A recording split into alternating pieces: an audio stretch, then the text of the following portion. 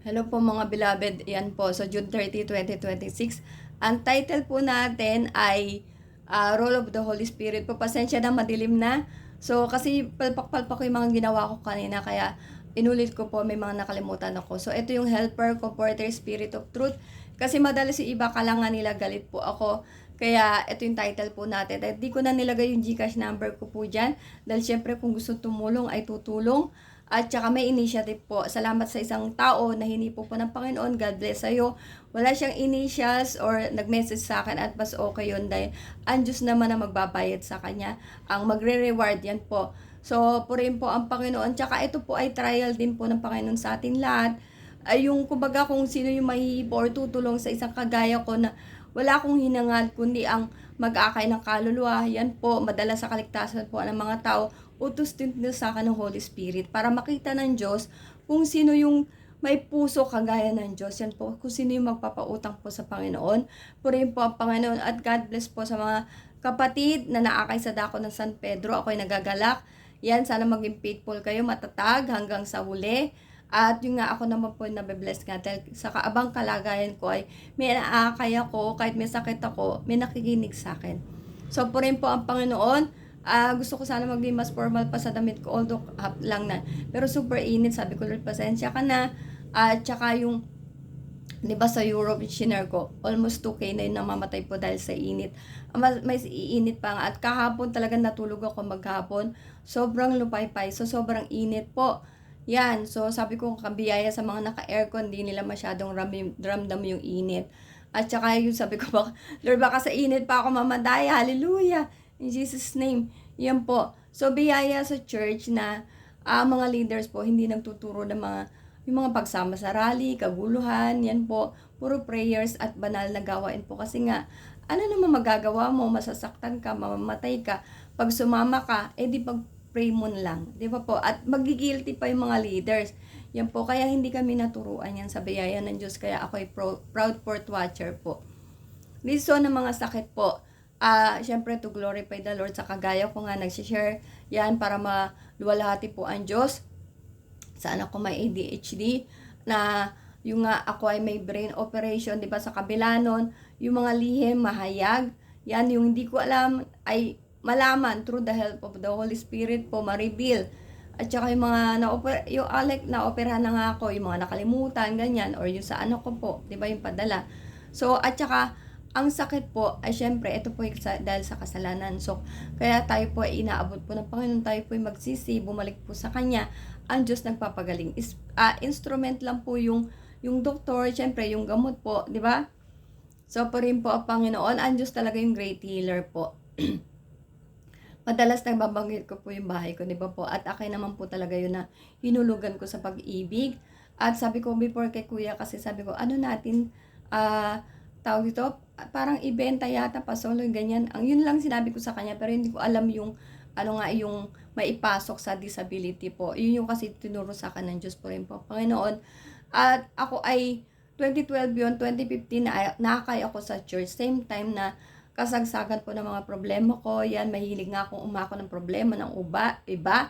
At saka, alam ng mga kapatid ko yan. Kung na talagang sa bahay, ako yung kung magpadala ng box, kulang na lang, karne na lang hindi ko ilagay. So, 2017, nawalan ako ng work. 2019, namatay si nanay. At yung, bago pa yun, kay nanay kasi ako nagpapadala talaga. Pati yung, siya na lang nagdi-distribute. Pero, bukod yun sa asawa ko kasi nangungupahan na sila. At the same time, nagbabayad ako ng bahay. Yan po. So, hiwalay. Yan po kasi nagre-rent lang sila sa San Vicente habang hinulugan ko yung bahay. Namatay kasi si nanay tsaka si kuya na parang ako yung dahilan, yan po, ng pagkamatay nila. So, yun yung kumbaga narinig-rinig ko, parang yun yung mga, parang lumalabas, ganyan po. Yun lang po.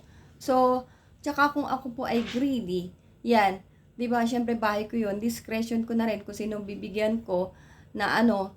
So, binigyan ko naman sila po. Kaya kung ako lang ay greedy, siguro hindi na, alam nila yan. Yan po. So, wala akong bibigyan kahit sino kasi choice ko yun eh. At hindi ko naman alam kung sino tumulong daw. Wala po ako talagang alam. Yan. So, para lang sa kaliwanagan na bakit ko nababanggit po yung bahay. Na po rin po, Panginoon. At yung Recently nga may pinakatapos sa'kin ng Panginoon na patay na si nanay, nagpapadala pa ako kay kuya ng pera. Yan po, may nakita lang akong message, yan po. So, glory to God. At yung bago doon sa last box ko na pinadala ko kay Kuya Alan, mayroon akong isang box pa. Bukod ba doon sa dating may mga box pa po. May malaking maleta na nakalak. Yan po. At pag uwi ko nga, bukas na yung maleta, wala nang laman, wala na rin laman yung bahay ko. Yung kahit panloob, wala talaga ako nakita. Ang dami kong binili basta, kung binenta ni nanay, at least iniwanan naman lang ako ng panloob, yan po, pero totally wala. At saka yung huling box ko nga kasi, ipinadala ko na kay Kuya Alan kasi patag kasi yung bahay niya, sabi ko doon talaga ako magstay, at saka hindi ko pa alam na may kinakasama po yung kuya ko, yan. At alam ko naman na, kumbaga, napilitan lang siya, nalungkot, dinaya sila pareho ng kaaway po na mali talaga sa Diyos. Yan po. So, nung ako ay nasa Dubai, naalala ko rin, wala akong visa, yan po, pagod na magluto. Kailangan ko talagang bumangon. Pinipilit ko talagang bumangon para sa kaluluwa na akay ko, na hinatid, sundo ko po mga kapatid, mga bisita, na kumbaga, ito palipat-lipat nga ako ng bahay, nasa biyaya nga ng Diyos, nakita ng Panginoon yung mga ginawa kong gano'n na pagtatapat po sa Kanya. Yan, sinusunod-sunod ko nga lang po. Yan, na sa kabila ng ako'y pagod, walang visa, sige, hatid sunod ng mga kapatid, talagang hindi ako sumuko. At sa nangyari sa akin nga sa church po. So, na-remember ko yung galing akong Ajman, kasi doon ako natulog. Umiiyak ko habang naglalakad, dala-dala ko yung mga maleta ko kasi tawag na ng tawag po yung bus. Na andito na ako sa Sharjah, manunundo pa kami ng kapatid. Yan po, COVID days pa yata that time. Ang daming umuusig sa akin sa pamilya, kaibigan, yan po. Yung dahil nga sa church, yan. Pero tumindig ako by the grace of God, yan po, no retreat, no surrender nga. At yung nakita ng Panginoon sa akin na sa kabila ng ako ay nagpaganyan-ganyan, lipat-lipat, ganyan, hindi. Nagkatid talaga sundo ng mga kapatid, tuloy pa rin, kahit na talaga puro iyak, ang dami ko talaga iyak that time nung kumbaga kasagsagan na naakay ako 2015, 20 hanggang 20. Basta yan po talaga ang dami kong hirap. At nakita lahat yun ng Panginoon, yung mga pagtatapat ko po, maihatid lang yung mga kapatid. So glory to God.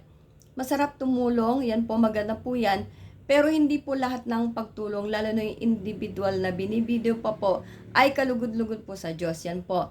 So, pasensya na po sa iba. Yan. Nakikita ng Diyos ang motibo po. Ang puso natin, ang motibo po ng pagtulong na po. So, purihin po ang Panginoon.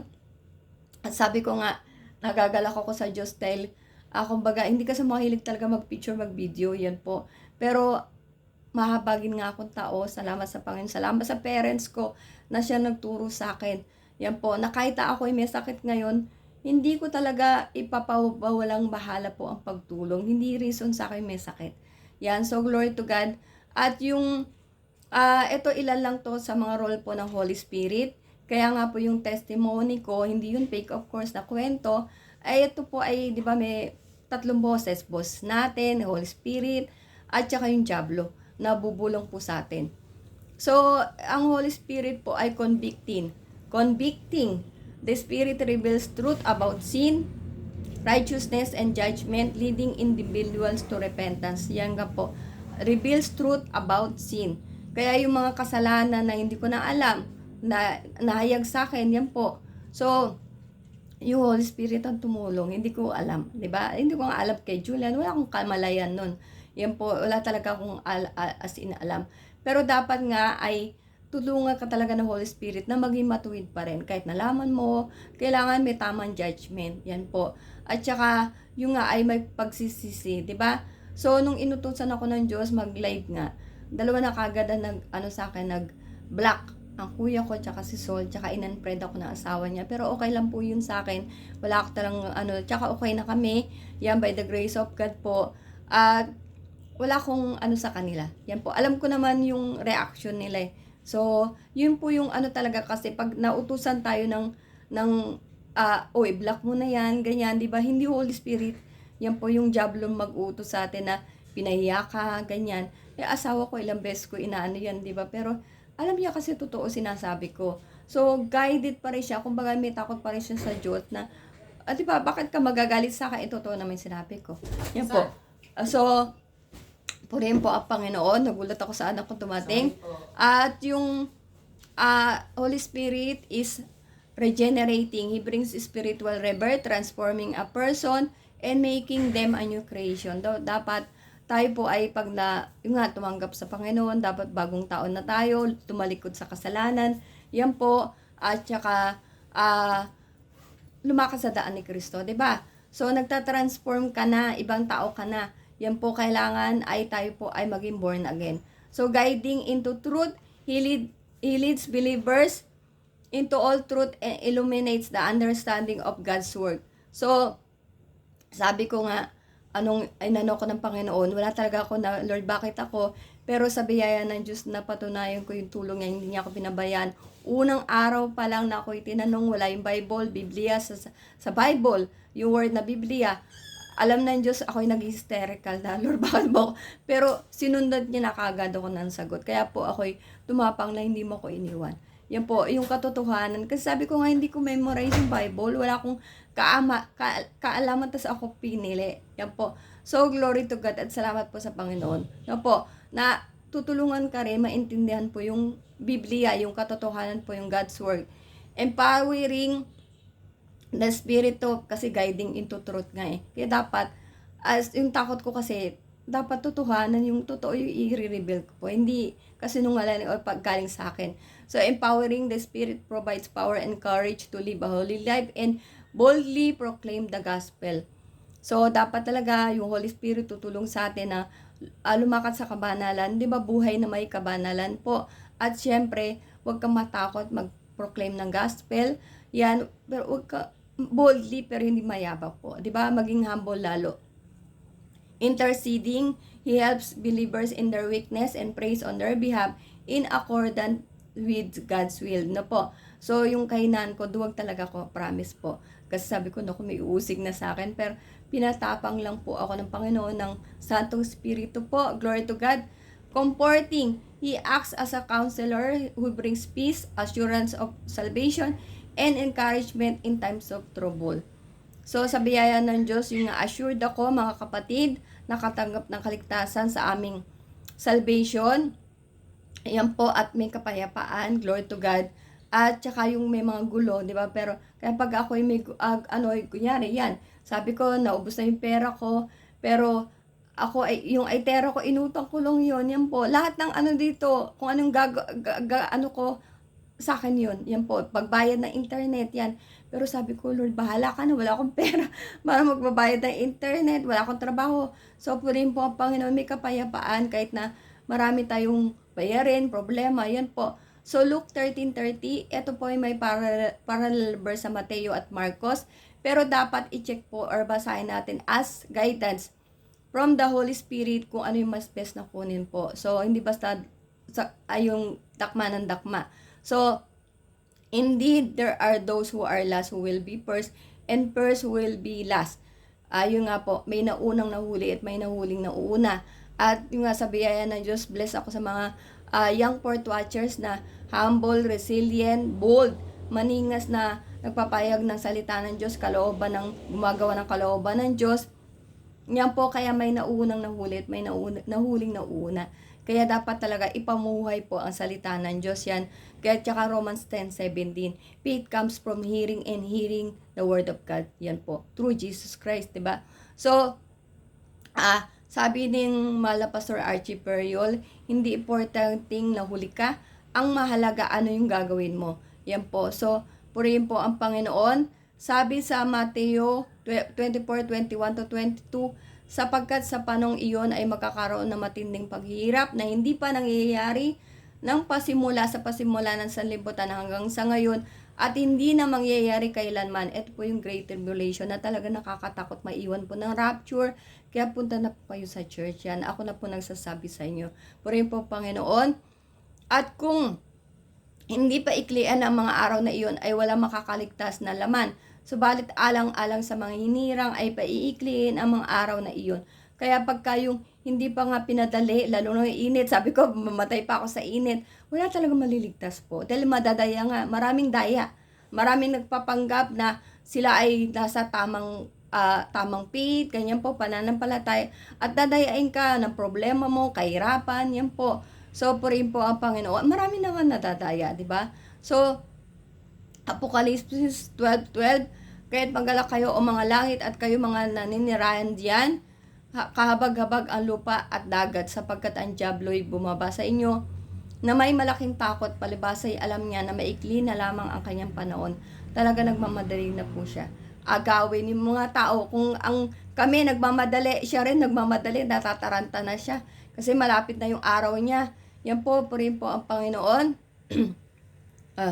Ito na. 2 Corinthians 9:7, magbigay ang bawat isa ayon sa ipinasya ng kanyang puso, huwag mabigat sa loob o dahil sa kailangan, sapagkat iniibig ng Diyos ang nagbibigay ng masaya. Ito po yung katwiran na verse ng mga nasa bulaan. Okay, so sabihin ko na talaga with all convictions po. Kasi ang ibig sabihin niyan ay huwag ka magbigay ng may galit sa puso or hindi, kumbaga ayaw mo galit ka or hindi ka lugod-lugod sa'yo. Yun po yung ibig sabihin yan. Kaya ang tithe, sabi ko yung sa faith, ang faith or church na walang tithing, walang apostol, ay peke po. Kailangan talaga ng tithing po. Hindi yan po yung magbigay. Ibig sabihin dyan, do everything with love. Kahit tumulong ka, kailangan tutulong ka na may pag-ibig. Yan po rin po ang Panginoon. Kasi nga, hindi po yung kinakount ng Panginoon kung galit ka naman, tutulong ka. 2 Corinthians 9:9 na po, sorry lang. Gaya na nasusulat, siyang nagsabog, siyang nagbigay sa mga duka. Ang kanyang katwiran ay nananatili magpakailanman. Tither ka na, giver ka pa, generous ka pa. Ang dami mong reward sa Panginoon. Purihin po Panginoon. Kaya wag tayong manghinawa, wag tayong matakot, mawalan, or tumulong po kasi nakalista po lahat. Recorded. Ako, di ko nga alam, di ba? Ayun, may binigyan lang ako 20 dirhams doon. Recorded pala yun ng Panginoon, di ba? Nakipag-away pa ako sa asawa ko na, okay lang yan. Sabi ko ganun, kahit wala tayong pera. Purihin po ang Panginoon. Sabi sa Efeso 4:29-30, anumang masamang salita ay hindi dapat lumabas sa inyong bibig, kundi ang mabuti lamang para sa ikatitibay ayon sa pangangailangan upang ito ay makapagbigay ng biyaya sa mga nakikinig. So, madalas parang galit ako, kala ng iba, pero ang Diyos po nakakaalam ng puso ko po. Ano po, like kayo, para kala nyo ako po yung sumisigaw. Yan, glory to God. So, sabi sa Isaiah 11:2, at ang Espiritu ng Panginoon ay isa sa Kanya, ang diwa ng karunungan at ng unawa, ang diwa ng payo at ng kapangyarihan, ang diwa ng kaalaman at takot sa Panginoon. Ayan, at ng takot sa Panginoon. So, dapat yung Holy Spirit po talaga, ayan, tutulong sa atin para sa wisdom, yung unawa nga po, understanding, right judgment, at saka yung guidance, makakapag may mingi sa'yo ng payo, makakapagpayo ka ng tamang payo, at yung kapangyarihan, syempre, dapat mababa. Yan po, at saka kaalaman, syempre, may takot dapat sa Diyos. Yan po. Hindi may Holy Spirit ka, tas ang yabang mo, di ba? So, purihin po ang Panginoon, at ako na rin nagsasabi sa inyo na para po kayo sigurado na tayo po pumunta po sa Fourth Watch, para kayo hindi na agam-agam makinig po kayo ng salita ng Diyos. Bakit ba ako nagtsatsaga sa Fourth Watch? Yan, bakit ako nagtsatsagang gamitin ng Panginoon? Di alam po, payapa ako na ako'y nasa katotohanan na po. So, purihin po ang Panginoon. God bless us all. So, glory to God po.